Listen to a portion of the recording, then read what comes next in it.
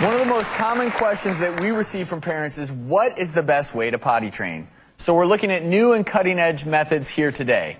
This next technique was created by 2 child development experts who say the best time to start potty training is when your child's between 12 and 24 months old. They say sign language of all things, can be a big help. Now, Rebecca has been using this method on her 14-month-old Noah. Every time we use the potty, we make the sign. Do you need to go potty? Good job. The idea is to start with potty signs and then work your way into using the potty, introduce the potty to the baby. Potty.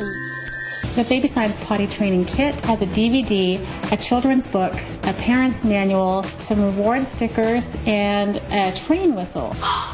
Deciding to do early potty training is a very, very personal journey for each mother. It can be frustrating, but it's also very rewarding. Look at you. You want to be up on the big toilet? My goodness. Noah is 14 months old, and we're just amazed at his progress. My oldest son, Joseph, is 3.5. It took us 15 months to potty train him. It was a very long process. Oh, you're all done. The video is very straightforward, and I was surprised how quick Noah actually took to it. Let's go to the bathroom. When Noah wakes up in the morning, he knows right away that he's going to use the potty. He'll grunt and he'll make a sign until he's put on the potty. He almost never goes number 2 in his pants. He always uses the potty. It used to be that he'd use 5 diapers a day. If he were to continue using 5 diapers a day and be finished at 2.75 years, he would have used 5,000 diapers. The cost would be around $1,400. There's no green choice except going diaper free. All done. Potty training offers an opportunity to really, really bond with your child. It has brought me a level of closeness with both of my sons that I really had not anticipated. So how do you end up using a method like this for potty training? Well, it's just been such a blessing in our lives. We received the kit, and we started out with just a few simple signs like potty. And, you know, he's a baby. He loves Eensy Weensy Spider, and he responds to little hand signs. And from day one, it was a success. So show me some signs, because I'm very curious. Well, the most important one is this one. This is potty. Okay. This is more. Sometimes they're on there and you think it's finished, but it's not quite done. So this is more. Very important. Very important. This is wash your hands. And this is good job. And this is all done. So Noah's 14 months old. Now he's 15. It's been 2.5 months. Okay, so he's 15 months old. How's he doing with all this? I would say he's about 60 to 70% there, and we just couldn't be happier. We probably use 2 to 3 diapers a day now, which is, you know, obviously down a lot from what we used to do. Well, we have the creators of the Baby Science program with us, Dr. Linda Acredolo and Dr. Susan Goodwin. Dr. Goodwin, why this program? We started to notice that there was a growing trend towards later and later potty training. In the 1957, 92% of children were completely potty trained by 18 months. Compared to the mean age today is 37 months.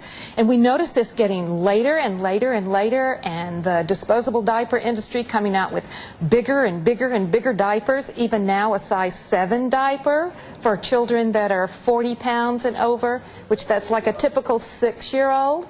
And we just thought, this is not good for children, and it's certainly not good for the environment, and we just need to do something about it.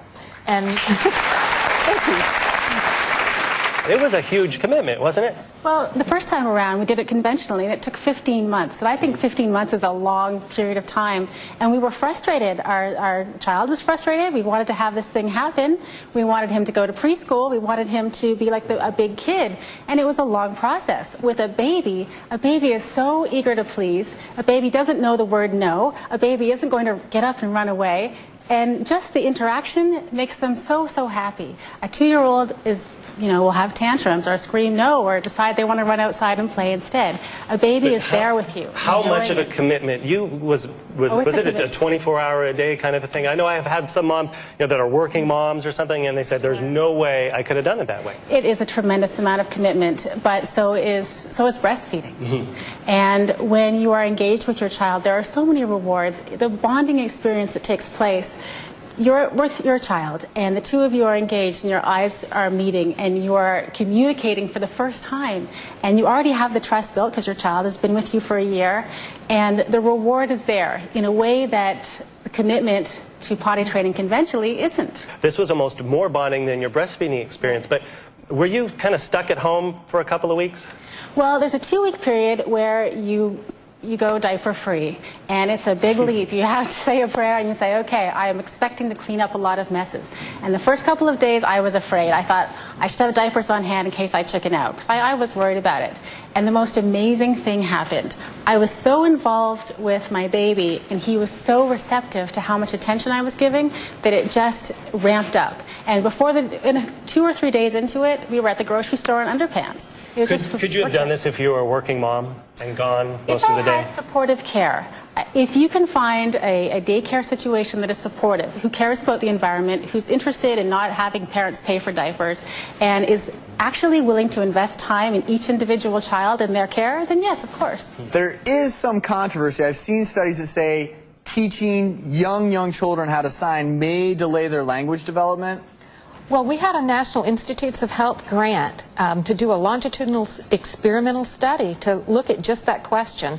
And what we found is that it didn't delay language development, it actually facilitated it. It also is really stimulating the brain development in terms of engaging in a conversation, what language is about, that symbols represent concepts. So children are getting a lot of experience that really makes their language development even better.